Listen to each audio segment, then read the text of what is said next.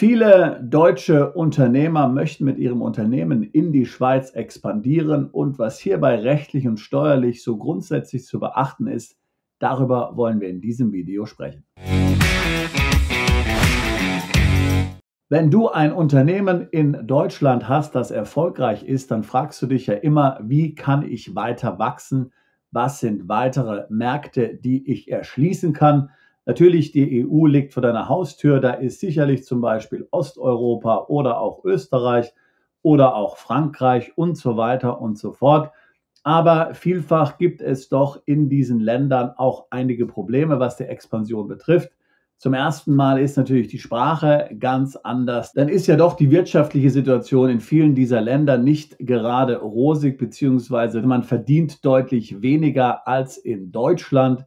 Somit kannst du also hier vielleicht interessante Preise nicht erzielen. Und dann gibt es ja auch in so manchen Ländern, ich denke an Frankreich oder Italien, auch durchaus signifikante kulturelle Unterschiede, die die Expansion gar nicht so einfach machen. Von horrenden Steuern, wie zum Beispiel in Frankreich und Italien, mal ganz abgesehen. Aber es gibt ja noch die Insel der Seligen im Süden von Deutschland. Genau, ich spreche von der Schweiz.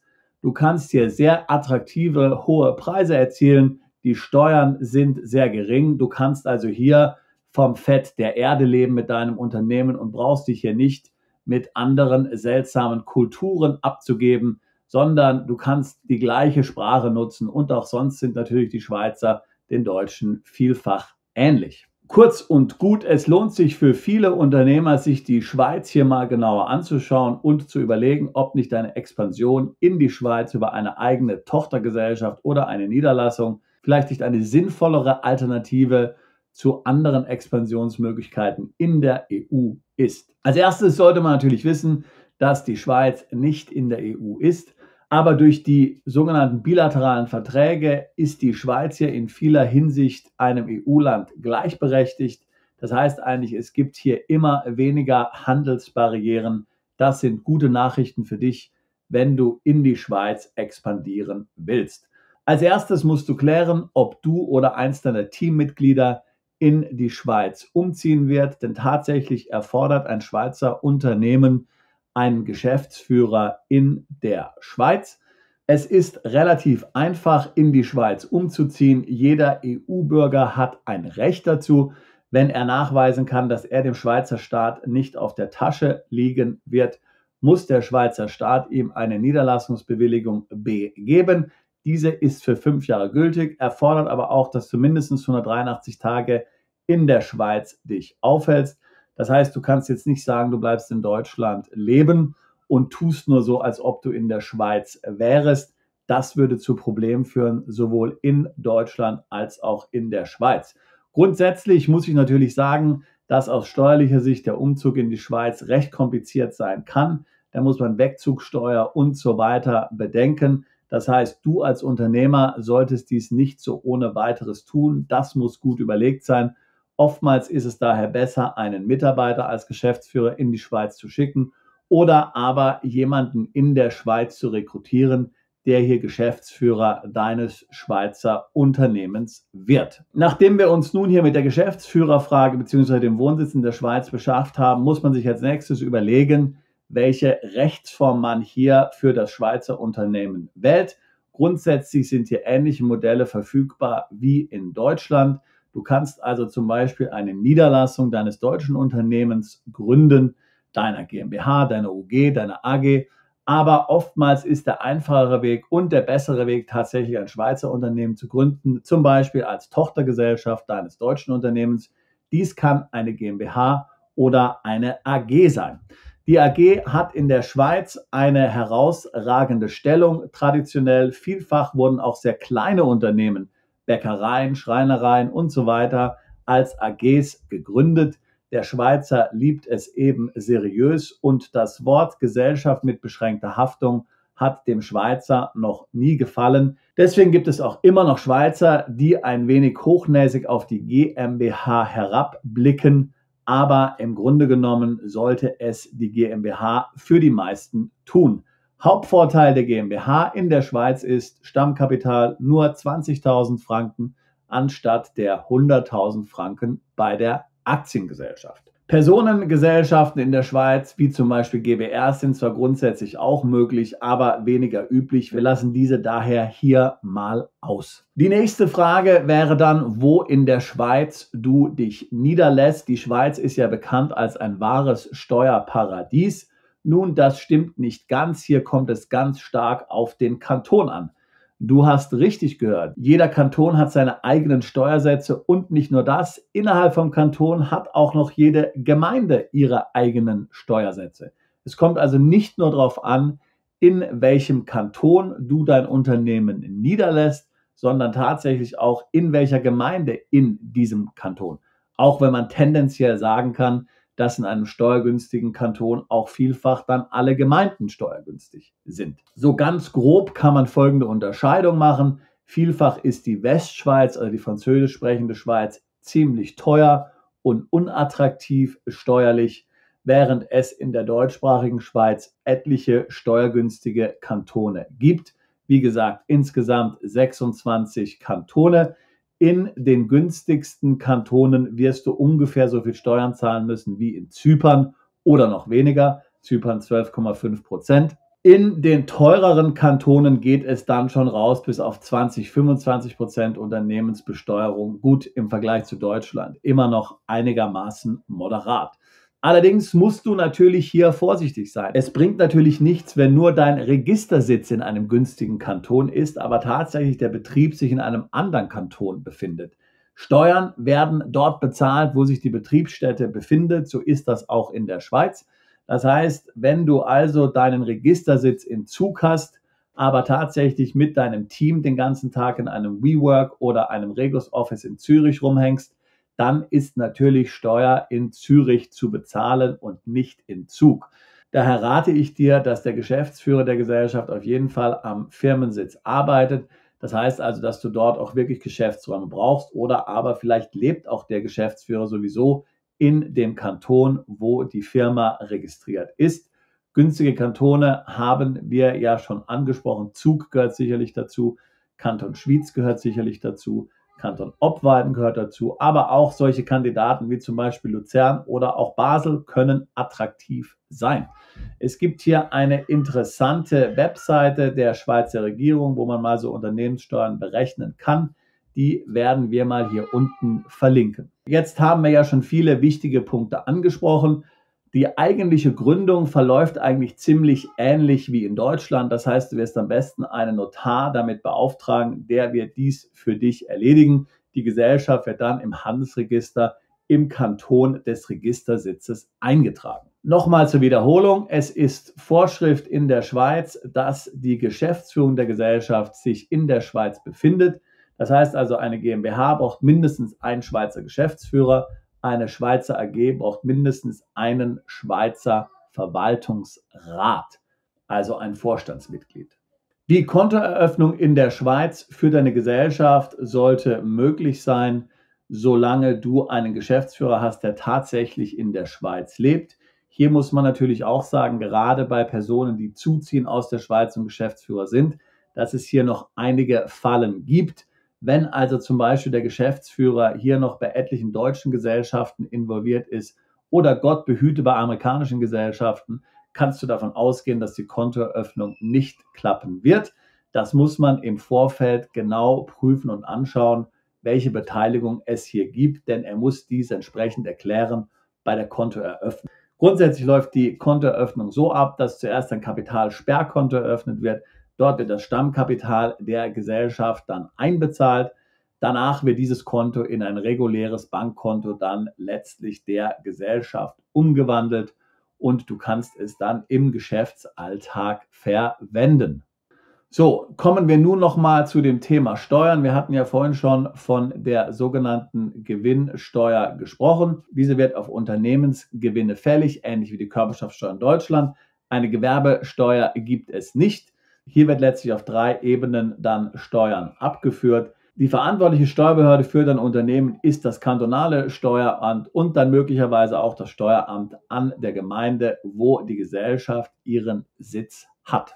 Neben der Steuer auf die Gewinne gibt es natürlich in der Schweiz auch die Mehrwertsteuer.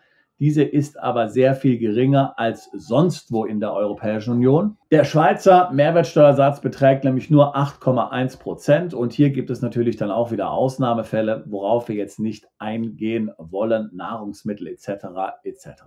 Natürlich würdest du die Schweizer Mehrwertsteuer grundsätzlich Kunden in Deutschland nicht in Rechnung stellen mit der Schweizer Gesellschaft. Aber wir gehen ja nun davon aus, dass du deine Schweizer Gesellschaft gründest, um hier hauptsächlich Schweizer Kunden zu betreuen. Da wäre natürlich dann überall die Schweizer Mehrwertsteuer zu berechnen. Das funktioniert nach ähnlichem Muster wie in Deutschland und in den EU-Ländern. Eine Gewerbesteuer, hatten wir schon gesagt, gibt es in der Schweiz nicht. Aber was es gibt, ist eine sogenannte Kapitalsteuer. Das ist eine Vermögenssteuer letztlich für Gesellschaften. Sie beträgt 0,5 Promille des steuerbaren Eigenkapitals, also hier nicht gerade sehr hoch. Wir sagen ja grundsätzlich immer, dass die steuerliche Belastung in Deutschland so ungefähr 30% beträgt, nämlich 15% Körperschaftssteuer, 15% Gewerbesteuer, wenigstens bei einer Kapitalgesellschaft natürlich. In der Schweiz würden wir hier sagen, dass sie im Durchschnitt so ungefähr 13,5% beträgt, also schon auf jeden Fall deutlich geringer. Und auch gilt die Schweiz als besonders arbeitgeberfreundlich. Ich zitiere aus einer Broschüre der Schweizer Regierung. Die Schweiz ist für Arbeitgeber attraktiv, verfügt sie doch über eines der liberalsten Arbeitsrechte weltweit. So können Unternehmen abhängig von ihren wirtschaftlichen Bedürfnissen kurzfristig und unkompliziert Personal ein- und freistellen. Zudem fallen die Lohnnebenkosten im internationalen Vergleich tief aus und in keinem anderen europäischen Land wurde in den letzten 10 Jahren seltener gestreikt. Weiter übt die Schweiz auf hochqualifizierte Arbeitnehmer eine starke Anziehungskraft aus, da die Lebensqualität sehr hoch ist und die Entlöhnung angemessen ausfällt. Im internationalen Vergleich hier bezüglich der Streiktage ist es tatsächlich so, pro 1000 Arbeiter und Jahr wurde hier zwischen 2010 und 2019 in der Schweiz einen Tag pro Jahr gestreikt. In Irland zum Beispiel 16, in Deutschland 17, in den Niederlanden 19, in Frankreich gar 121 Tage. Stell dir mal das vor, 121 Tage, in der Schweiz nur ein Tag. Hinsichtlich der Flexibilität der Unternehmen beim Einstellen und Entlassen von Arbeitskräften, was ja ein sehr wichtiger Punkt ist, insbesondere wenn man ein wachsendes Unternehmen hat, wo man noch nicht genau weiß, wie es funktioniert, liegt die Schweiz weltweit auf Rang 2 vor Singapur, USA und Malaysia. Nur Hongkong ist hier noch vor der Schweiz positioniert. Also generell kann man sagen, die Schweiz ein sehr arbeitgeberfreundliches Land. Sobald du also in der Schweiz deine Firma gegründet hast und bereit bist, Personal einzustellen, solltest du damit tatsächlich hier in der Schweiz als Arbeitgeber sehr einfach finden, hier flexibel zu sein und dich nicht auf etwas festzulegen, solange du nicht weißt, wie sich dein Unternehmen entwickelt. Natürlich gelten auch in der Schweiz, vielleicht sogar noch viel mehr als in Deutschland, die gleichen Probleme, die wir sonst auch haben. Das heißt letztlich natürlich Mangel an hochqualifizierten Mitarbeitern. Dies ist natürlich überall in allen entwickelten Ländern momentan ein Problem.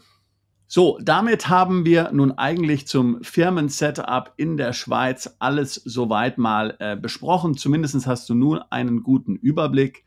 Du kannst dir übrigens die laufende Verwaltung deiner Gesellschaft in der Schweiz sehr ähnlich vorstellen, wie wir das auch in der EU kennen, in anderen EU-Ländern oder entwickelten Industrienationen. Hier muss also natürlich regelmäßig Buchhaltung gemacht werden, Umsatzsteuermeldung eingereicht werden und nach Jahresende dann entsprechend auch Körperschaftssteuererklärung, Bilanz etc. pp. Die Schweizer Behörden sind grundsätzlich unternehmerfreundlich. Ich würde mich hier aber allerdings nicht zu sehr darauf ausruhen. Auch das Schweizer Steueramt kann relativ pedantisch sein. Hier will man tatsächlich schauen, dass man zwar ein interessantes Umfeld bietet, aber die Regeln müssen dann auch eingehalten werden. Wir kennen das ja durchaus auch von anderen steuergünstigen Ländern, zum Beispiel Singapur. Da ist das Gleiche. Die Steuerbehörden sind dort nicht zu Späßen aufgelegt und nicht kulant, würde ich sagen. Also man muss sehr darauf achten, dass alles korrekt und akkurat gemacht ist. Man hat hier keinen Freibrief, wie man vielleicht denken könnte. Ganz zum Schluss möchte ich mich noch einem sehr wichtigen Thema widmen, und das ist natürlich die Frage, wie ein solches Schweizer Unternehmen vom deutschen Fiskus betrachtet wird, wenn du als deutscher Unternehmer eben ein Unternehmen in der Schweiz als Tochtergesellschaft gründest.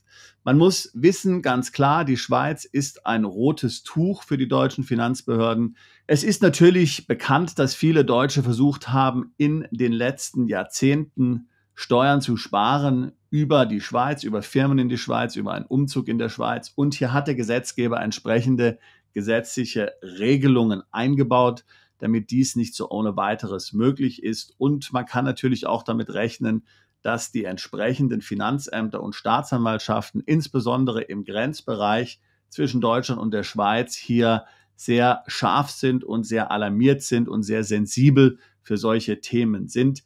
Glaub's mir, ich bin dort aufgewachsen, ich kenne diese Gegend ziemlich gut und es gibt ja viel Business, was hier zwischen Deutschland und der Schweiz gemacht wird, und damit ist nicht zu spaßen. Was heißt das nun konkret? Nun, zunächst mal ist natürlich ganz wichtig aus deutscher Sicht, dass diese Schweizer Gesellschaft tatsächlich gegründet wurde, um in der Schweiz hier Kunden anzusprechen. Keinesfalls solltest du sie verwenden, um Geschäfte in Deutschland oder in anderen Ländern zu machen. Zweiter wichtiger Aspekt: Du musst Substanz in der Schweiz haben. Wir hatten ja vorhin schon gesagt, es ist notwendig, dort mindestens einen Geschäftsführer zu haben, aber du brauchst tatsächlich Substanz. Die Wertschöpfung muss in der Schweiz stattfinden. Es kann nicht sein, dass die Wertschöpfung in Deutschland stattfindet, du letztlich hier entsprechende Betriebsausgaben dann in Deutschland von der Steuer absetzt und die Gewinne dafür steuergünstig in der Schweiz einfährst. Das führt zu riesigen Problemen. Das heißt, du musst in der Schweiz Personal einstellen. Soll die deutsche Gesellschaft hier die Schweizer Gesellschaft unterstützen, vor allen Dingen in der Anfangsphase, musst du unbedingt darauf achten, dass die deutsche Gesellschaft hier entsprechend auch honoriert wird. Man sollte hier auf jeden Fall eine sinnvolle Regelung gemeinsam mit deinem Steuerberater und Rechtsanwalt finden. Es ist auch klar, du musst den Erwerb, die Gründung der Schweizer Gesellschaft den Behörden in Deutschland melden, in deiner Steuererklärung oder in der Steuererklärung deiner deutschen Gesellschaft. Und das Finanzamt wird dir dann in der Regel einen Fragebogen zusenden mit einigen Fragen zu dieser Gesellschaft. Da musst du dann eben erklären, warum wurde die Gesellschaft gegründet, was macht die Gesellschaft, wer ist Geschäftsführer und so weiter und so fort. Auch hier wieder ganz wichtig: Substanz, Substanz, Substanz. Du musst Substanz in der Schweiz haben. Du musst eben zeigen, dass die Wertschöpfung in der Schweiz stattfindet, dass die Gesellschaft gegründet wurde, um Schweizer Kunden zu bedienen und nicht etwa hier, um Umsätze aus Deutschland in die Schweiz zu verschieben.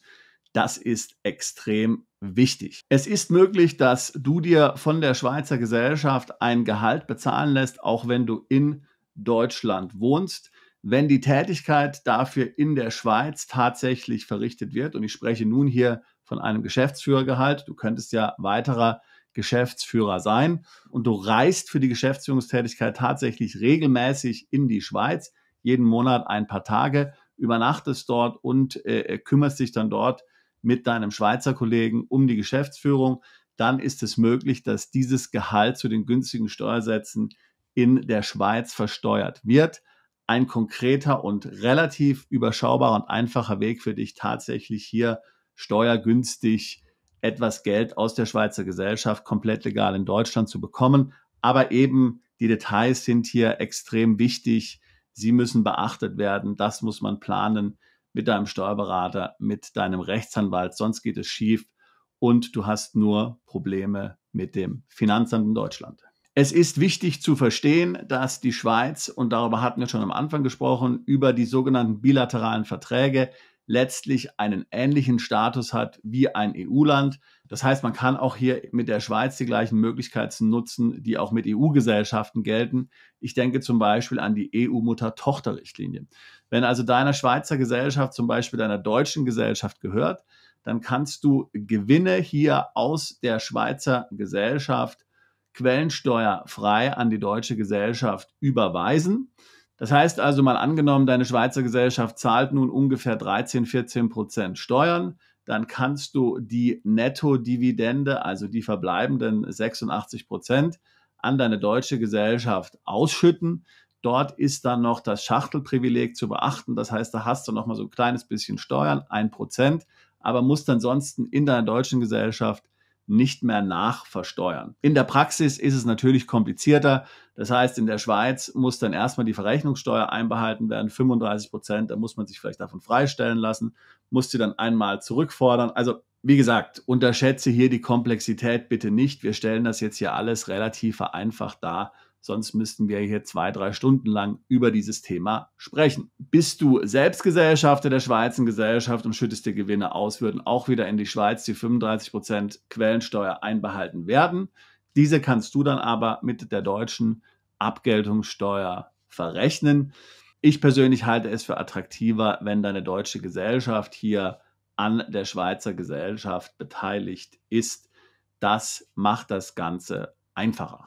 So, nun haben wir viele Themen hier oberflächlich angeschnitten und abgedeckt. Abschließend möchte ich noch sagen, als jemand, der selbst in der Schweiz gewohnt hat und dort auch selbst Unternehmen geführt hat und mit Schweizer Kunden gearbeitet hat, die Schweiz bietet ein sehr attraktives Umfeld, um ein Unternehmen zu gründen und dort mit Schweizer Kunden zu arbeiten. Ich persönlich würde sagen, die Ansprüche der Schweizer sind natürlich hoch, aber das ist auch gerechtfertigt. Sie zahlen ja auch immer recht hohe Preise für Produkte und Dienstleistungen und erwarten auch eine bestimmte Qualität. Hier musst du dich also darauf einstellen, dass alles tipptopp ist.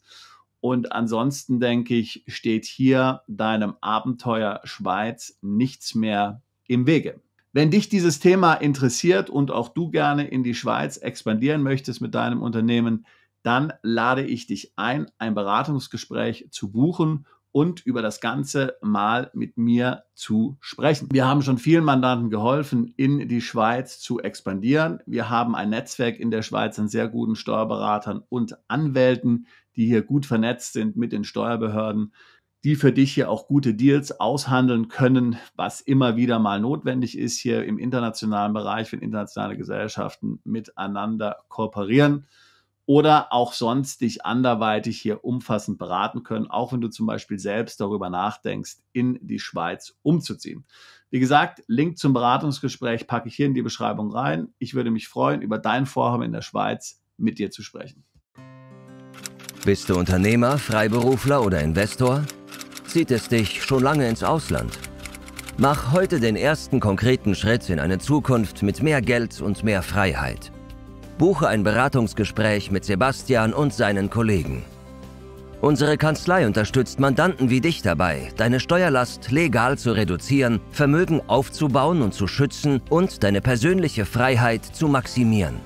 Profitiere jetzt von unserem Fachwissen und unserem Netzwerk. Gehe zu mandatierung.com und werde Mandant unserer Kanzlei.